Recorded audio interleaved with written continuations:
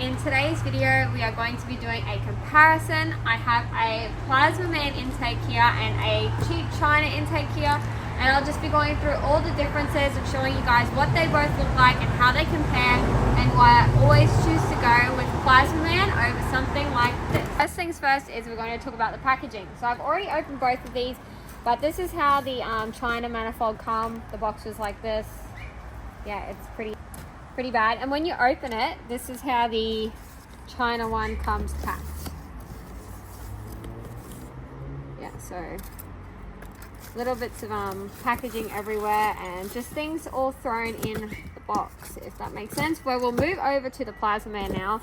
Just got my address covered up here, and this is the packaging. They have like this foam insert, expander foam, and everything comes packaged up in its own little separate bubble wrap or box. The first thing we have here is the fuel rails that came with both of them.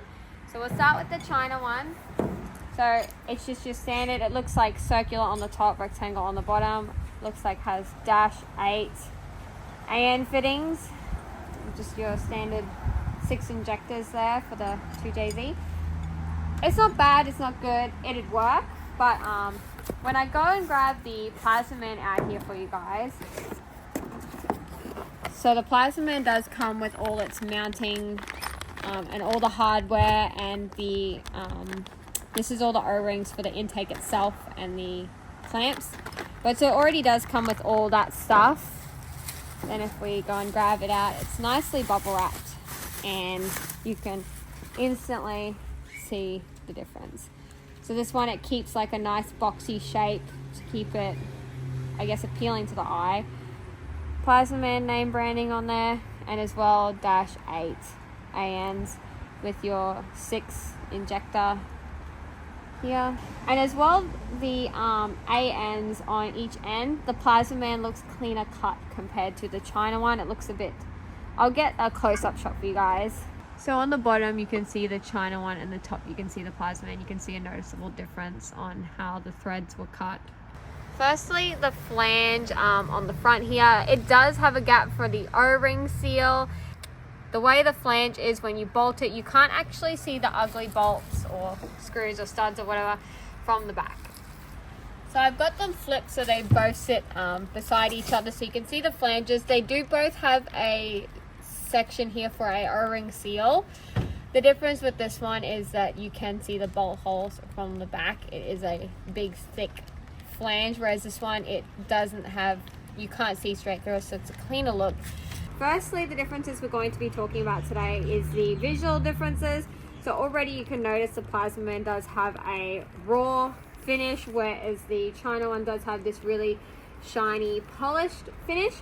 Plazmaman do offer a shiny finish, and they do offer black as well, so if you do prefer a finish like this, you can, but I love the look of the raw aluminium.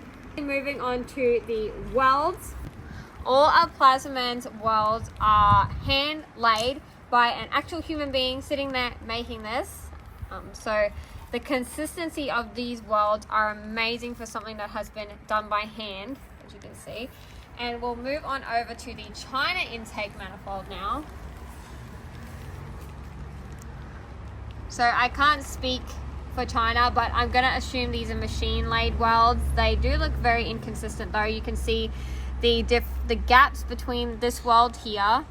If my cameraman on bead on this weld here is a bit longer than all the other beads. All in all, the beads of the weld are quite inconsistent, as well as just not as clean as the Plazmaman. The next thing I'll talk about is this throttle cable bolting thing here. The Plazmaman doesn't have it because you can fully customize these bad boys to have your fittings on the top, the bottom, wherever you like, but the China just comes stock factory here, which I think is really ugly. And if you're not going to run a throttle cable, you're going to run drive-by-wire, you don't need this, so it's just sitting there all ugly for nothing. Next thing I want to talk about is the runners. So Plazmaman runners are CNC machined, so you can see these beautiful little CNC machine marks here on every single runner. It's so appealing to look at, it's so pretty. They are quite an even design. They kind of keep their shape. Whereas if you head on over here to the China one, the runners are not CNC machined, and they do have like a swollen, if you could see it in person, they kind of swell at the top and then go down to a thin design at the bottom.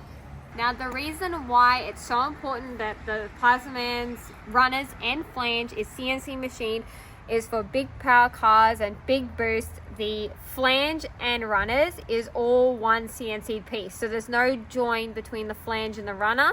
The only join is up here on the front of the intake, whereas the China one, this runner is a separate section. So this runner is welded here, it's welded here, it's all separate, meaning there's more places for failure to happen on higher boosted pound cars.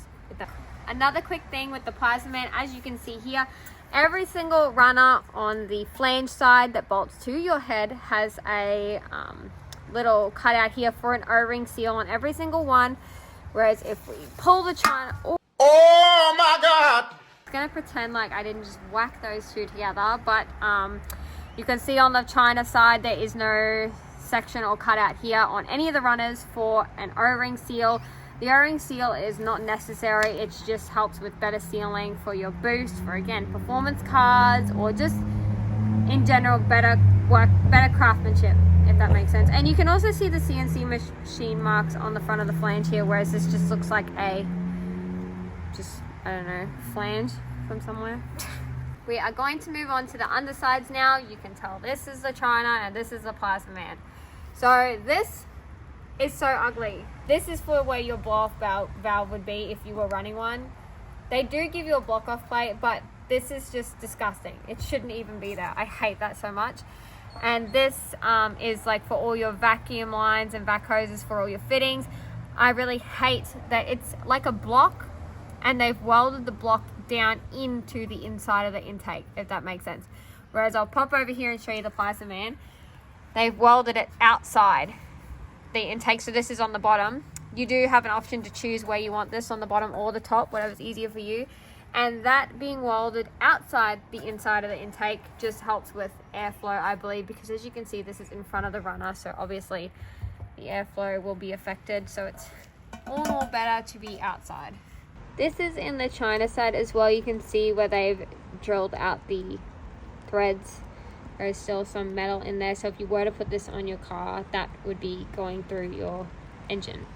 You can also see where the threads were cut. It's not cut properly, this one. There's more of that bent metal on the front. Sorry, it's hard to see in the video. So from this angle, you can barely see just up there. That is a dent in the, but yeah, pull it down like that. You can see in the light that is a dent. There is a few ripples I can't get on camera. They're very minor on the front of the China one here, but there is a bunch of ripples on the front. So already from the inside of the China one here, you can see the, oh, I told you, the flanges welded inside the intake down there. As well as you can see on all the runners, I'll try and put a circle on the screen. You can see the welds have penetrated in some spots and have not penetrated in other spots, meaning that this manifold has a higher risk of failure due to the inconsistency of the welds penetrating. It's on all of the runners. It's hard to see, but you can see in the middle one there, it's not penetrated at all, whereas the one below it, it has penetrated all of that side. So again, very inconsistent. So you can see where the runner meets the flange here. There's a massive step up where it's not lined up properly or just poorly machined. As well as you can see all here, the weld has not penetrated all, whereas on this back runner back here, some of it has penetrated, some of it has not. And the step again is there. Same as here, the penetration is very uneven, and the step again, very big step. Now that y'all have been traumatized enough, let's move on to the Plazmaman. Look at the difference. This is the inside of the Plazmaman, and you can already see how much better it looks and how much consistency there is here. So again, the vacuum block is not raised inside the intake, so that would be better for your airflow. And as well, each runner is very consistently CNC machined. There is no ridges, there's no raises, there's no uneven welds. And you can also see down the bottom of the Plazmaman there where the weld has penetrated, where they've welded them together. Moving on to the front here, there is no uneven step and no uneven welding. It's completely clean and nice, free flowing for all your air. It's all consistent. It also has some shaping on the front here. It's not just flat, so maybe for technical reasons for better airflow, but that is a bit of a difference that I do see. All in all, if I put these two bad boys together, you can definitely see the difference. And going through all the quality differences, there is heaps. Let's talk about pricing. So you can find this one here on eBay. They do have some suppliers in Australia, that's where I got mine from, for about 500 to 600 AUD for this one with the fuel rail. The Plazmaman, that I cannot say on price because it has so many variables and so many customizables. So you can get a cable throttle body, or you can get a drive-by-wire throttle body. You can customize where you want your vacuum ports, as well as they do offer a breakage plate for cars running even higher boost pressures. So that way the plate on the manifold would break, releasing all the pressure, so that pressure is not going into your engine if something did go wrong. So the pricing is completely, I guess, up to what you guys would choose for your application, but they do start, depending on different cars, at different prices as well. If it's a 4-cylinder, 6-cylinder, a V8, it all depends, but you could expect to spend over $1,500 minimum for a 4-cylinder one, and going upwards to about maybe 4, 5, depending what application and what extras you do choose, what colors and stuff like that. But all in all, it is worth the peace of mind to have something that will last you a lifetime, basically. I can't speak for this one. Moving into Sally's engine bay, we already run a Plazmaman with all the plasma clamps and a Plazmaman drive-by-wire throttle bodies. Basically, it's an electric throttle, not a cable throttle. All the Plazmaman clamps, so we don't have any issues with silicon, and that is the manifold bolted to an engine with the Plazmaman fuel rail. This is the 1JZ version. We do have the 2JZ one you've seen in the video that I was talking about, but it looks very pretty.